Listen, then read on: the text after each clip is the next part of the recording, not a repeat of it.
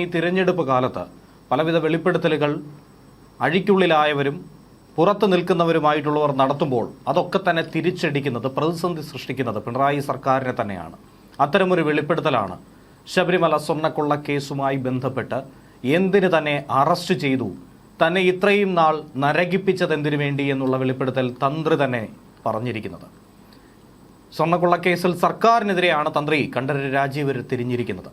അറസ്റ്റിന് പിന്നിൽ സർക്കാരിന്റെ പ്രതികാര നടപടിയാണ്, മുഖ്യമന്ത്രി പിണറായി വിജയന്റെ ആനപ്പകയാണോ ഇതിന് പിന്നിലെന്നാണ് സമൂഹ മാധ്യമങ്ങൾ ഈ മറുപടിക്ക് പിന്നാലെ ചോദിക്കുന്നത്. തന്ത്രിയുടെ വാദം ഇപ്പോൾ സർക്കാരിന് ഏറെ തലവേദനയായി തന്നെ മാറുന്നുണ്ട്. കോടതിയുടെ ജാമ്യ ഉത്തരവിലാണ് തന്ത്രി ഇത്തരം വാദങ്ങൾ ഉന്നയിച്ചിരിക്കുന്നത്. യുവതീ പ്രവേശനത്തെ എതിർത്തതാണ് തന്നെ അഴിക്കുള്ളിലാക്കാൻ ഈ കേസിൽപ്പെടുത്തി അറസ്റ്റ് ചെയ്യാനുള്ള പ്രധാനപ്പെട്ട കാരണമെന്നാണ് തന്ത്രി പറയുന്നത്.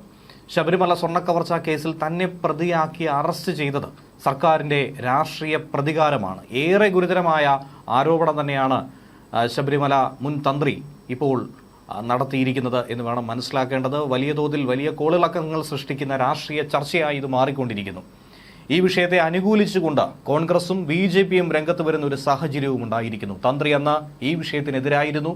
പക്ഷേ സർക്കാരിന് നിർബന്ധപൂർവ്വമുള്ള ബുദ്ധി കാരണം തന്ത്രിക്ക് നിസ്സഹായനായി അവിടെ നിൽക്കേണ്ടി വന്ന ഒരു സാഹചര്യമാണ് ഉണ്ടായതെന്നാണ് നിലവിൽ പലരും പ്രതികരിക്കുന്നത്. യുവതീ പ്രവേശന വിഷയത്തിൽ താൻ സ്വീകരിച്ച ഉറച്ച നിലപാട്, അതിലുള്ള പക ഇതിന് പിന്നിലുണ്ടെന്നാണ് തന്ത്രി പറയുന്നത്.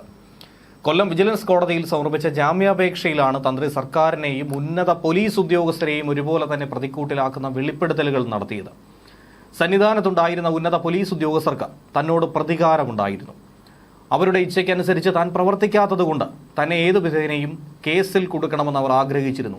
കാത്തിരുന്ന ഒരു കൃത്യമായ സമയം കിട്ടിയപ്പോൾ അത് പ്രയോഗിച്ചു. 7-8 വർഷത്തെ പക കൂടിയാണ് ഒരൊറ്റയടിക്ക് തനിക്ക് മേൽ തീർത്തിരിക്കുന്നത്. ഭരണകക്ഷിയിലെ ഉന്നതർക്ക് തന്നോട് തീർത്താൽ തീരാത്ത പകയും ദേഷ്യവും രോഷവുമുണ്ട്. ഭരണകക്ഷി നേതാക്കൾക്കൊപ്പം തന്ത്രിക്കും സ്വർണ്ണക്കൊള്ളയിൽ പങ്കുണ്ടെന്ന് വരുത്താൻ വേണ്ടി പല തരത്തിലുള്ള കഥകൾ മെനയുന്നു. ജാമ്യഹർജിയിൽ ഇത്തരത്തിൽ പലവിധ വാദങ്ങൾ, അതും സർക്കാരിനെതിരായിട്ടുള്ള വാദങ്ങൾ തന്നെയാണ് തന്ത്രി കൂടുതൽ ഉന്നയിച്ചിരിക്കുന്നത്. പ്രതിപക്ഷം എന്തായിരുന്നാലും ഇതിനെ അനുകൂലിച്ച് തന്നെയാണ് രംഗത്ത് വന്നിരിക്കുന്നത്. തന്ത്രിക്ക് ജാമ്യം അനുവദിച്ച കോടതി ഉത്തരവ് ഏറെ നിർണായകമായി തന്നെയാണ് നോക്കിക്കാണേണ്ടത്. തന്ത്രി പുറത്തിറങ്ങിയാൽ തന്ത്രിയുടെ വായ മൂടിക്കെട്ടാനായി ആർക്കും തന്നെ കഴിയില്ല എന്നുള്ളതാണ് സർക്കാരിന് വലിയ തലവേദന സൃഷ്ടിക്കുന്നത്.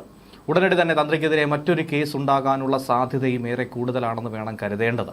തന്ത്രിയുമായി ബന്ധപ്പെട്ട് സ്വർണ്ണക്കൊള്ള പ്രൂവ് ചെയ്യുന്ന തരത്തിൽ, അത് സാധൂകരിക്കുന്ന തരത്തിലുള്ള തെളിവുകൾ ഇതിനോടകം കിട്ടിയോ എന്ന ചോദ്യം SITക്ക് മുന്നിൽ നിൽക്കുന്നുണ്ട്. SIT എന്തുകൊണ്ട് കുറ്റപത്രം സമർപ്പിക്കുന്നില്ല, ധൃതി പിടിച്ച് കുറ്റപത്രം സമർപ്പിക്കുന്നില്ല എന്ന് SIT വാദിക്കുമ്പോൾ, പ്രതികളൊക്കെ തന്നെ പുറത്തിറങ്ങുമ്പോൾ ഈ കേസിന്റെ അന്ത്യം എന്തായിരിക്കും, ഭാവി എന്തായിരിക്കും, ഈ ഒരു ആശങ്ക പലരും ചൂണ്ടിക്കാണിക്കുന്നുണ്ട്.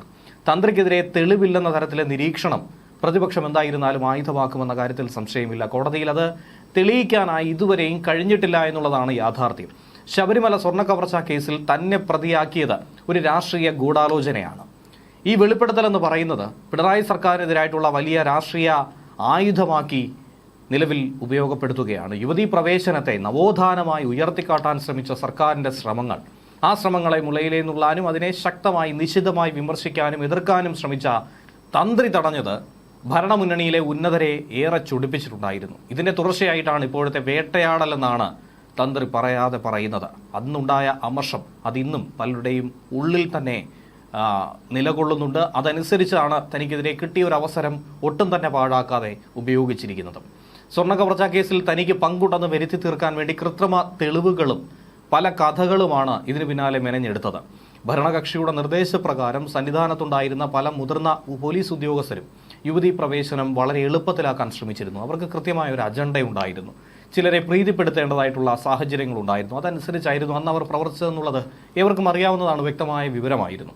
അന്നത്തെ ശബരിമലയിലെ ക്ഷേത്രം തന്ത്രി എന്ന നിലയിൽ താൻ അതിന് വിരുദ്ധമായി നിലപാട് സ്വീകരിച്ചു, താൻ അതിനെ തടഞ്ഞു.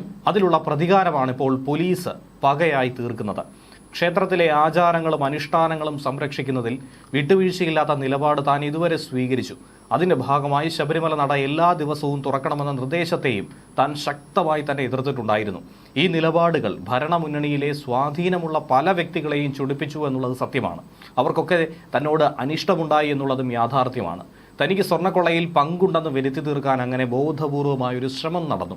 അതിൽ തന്നെയും പ്രതിയാക്കി മാറ്റാനായി നിലവിൽ ശ്രമിച്ചുകൊണ്ടിരിക്കുകയാണ്. ഉന്നതരായിട്ടുള്ള ഈ കൊള്ള നടത്തിയവരൊക്കെ തന്നെ പുറത്തു നിൽക്കുമ്പോൾ തന്നെ പിടിച്ചകത്തിട്ടാൽ അതിൽ കിട്ടുന്ന ഒരു ആനന്ദം, അതിലൂടെ കാണുന്ന ഒരു ഗൂഢലക്ഷ്യം, അതുകൂടിയാണ് തന്ത്രി തുറന്നു പറയുന്നത്. സ്വർണ്ണപ്പൊതി ക്ഷേത്രത്തിലെത്തിച്ചത് താനാണെന്ന് സ്ഥാപിക്കാനുള്ള വ്യാജ കഥകളായിരുന്നു മെനഞ്ഞത്. ഭരണകക്ഷി നേതാക്കൾക്കൊപ്പം തന്ത്രിയെയും കേസിൽപ്പെടുത്തി പൊതുസമൂഹത്തിന് മുന്നിൽ അപമാനിക്കാനുള്ളൊരു ശ്രമം നടത്തി. കേസ് മറ്റൊരു തലത്തിലേക്ക് തിരിച്ചെടുക്കാനായി സാധിച്ചു.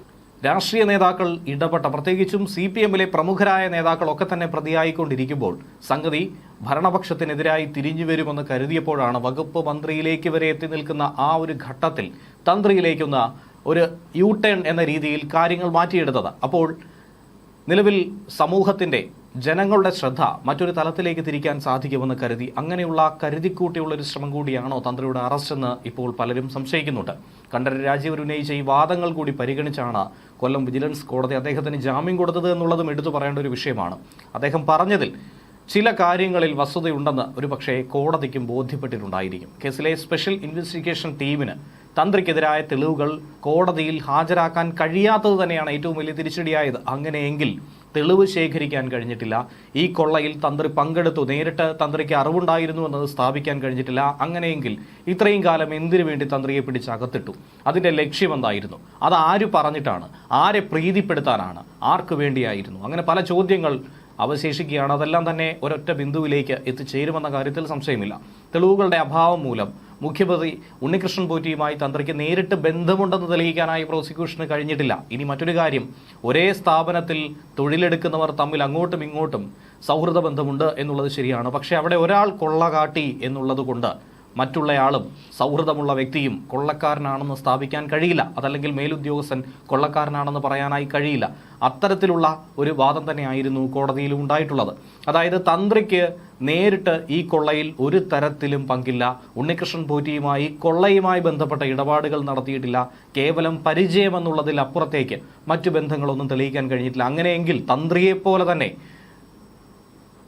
മുൻ ദേവസ്വം ബോർഡ് മന്ത്രിയായിട്ടുള്ള കടകംപള്ളി സുരേന്ദ്രനെയും അറസ്റ്റ് ചെയ്ത് അഴിക്കുള്ളിലാക്കണ്ടേ എന്നുള്ള ചോദ്യമാണ് ഉയർന്നിരിക്കുന്നത്. അത്രയധികം അടുത്ത ബന്ധം കടകംപള്ളിക്കുമില്ലായിരുന്നു.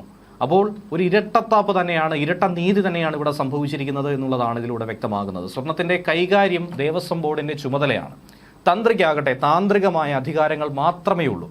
ഈ വാദം കൃത്യമായി കോടതി അംഗീകരിച്ചിട്ടുണ്ട്. തന്ത്രിയുടെ മോശം ആരോഗ്യസ്ഥിതി കൂടി പരിഗണിച്ചുകൊണ്ടാണ് കർശന ഉപാധികളോടെ കോടതി ജാമ്യം കൊടുത്തത്. യുവതീ പ്രവേശന കാലത്ത് നവോത്ഥാനം എന്നത് നടപ്പാക്കാനായിരുന്നു അന്ന് പലരും ശ്രമിച്ചത്. അതിന് തന്ത്രി എതിർത്തപ്പോൾ ഇപ്പോൾ തന്ത്രിയെ ലക്ഷ്യം വെച്ചുള്ള കരുനീക്കം നടത്തുന്നു. വലിയ തോതിലുള്ള രാഷ്ട്രീയ കോലാഹലങ്ങൾക്ക് ഇത് കാരണമായി മാറും എന്ന കാര്യത്തിൽ സംശയമില്ല. കട്ടളപ്പാളി കേസിനും ദ്വാരപാലക ശില്പക്കേസിനും പിന്നിൽ രാഷ്ട്രീയ ഗൂഢാലോചനയുണ്ടെന്ന തന്ത്രിയുടെ വാദം തന്നെയാണ് മറ്റൊരു തലത്തിലേക്ക് കാര്യങ്ങളെ കൊണ്ടു ചെന്നെത്തിക്കുന്നത്. ഇനി ഇതുവരെ പ്രതികൾക്ക് സ്വാഭാവിക ജാമ്യമായിരുന്നു ലഭിച്ചതെങ്കിൽ കട്ടളപ്പാളി കേസിൽ തന്ത്രിക്ക് സ്വാഭാവിക ജാമ്യമല്ല കിട്ടിയത്. അന്വേഷണ സംഘത്തെ ഒരു പരാജയമായി വിലയിരുത്തുന്നതായി ഈ കേസ് മാറിക്കൊണ്ടിരിക്കുന്നു.